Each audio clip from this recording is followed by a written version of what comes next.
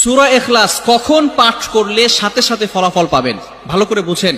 সূরা ইখলাস হচ্ছে পবিত্র কোরআনুল কারীমের ভিতরে ছোট সূরাদের ভিতরে অন্যতম একটি সূরা। তবে ফজিলতের দিক থেকে সূরা ইখলাস হচ্ছে গুরুত্বপূর্ণ ফজিলত, এবং এই সূরাটা এমন একটা সময় আল্লাহ পাক রব্বুল আলামিন নাজিল করে দিয়েছেন যখন আল্লাহ রাসূল সাল্লাল্লাহু আলাইহি ওয়াসাল্লাম দ্বীনের প্রচার করতে লাগলেন। এমন সময় আল্লাহ পাক রব্বুল আলামিন এক আল্লাহর দাওয়াত দিতে লাগলেন। তখন কাফেররা আল্লাহ রাসূল সাল্লাল্লাহু আলাইহি সাল্লামকে কোশ্চেন করলো যে মুহাম্মদ, তুমি তো এক আল্লাহর দাওয়াত দাও, আমরা তো কোটি কোটি দেবতার পূজা করি, তারা আমাদের সমস্যার সমাধান করতে পারে না। তুমি যে আল্লাহর দাওয়াত দাও সেই আল্লাহ কয়জন এবং সেই আল্লাহর সন্তান আছে কিনা?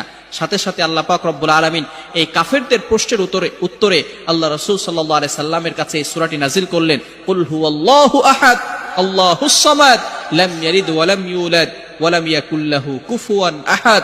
আল্লাহ পাক রব্বুল আলামিন এক, অদ্বিতীয়।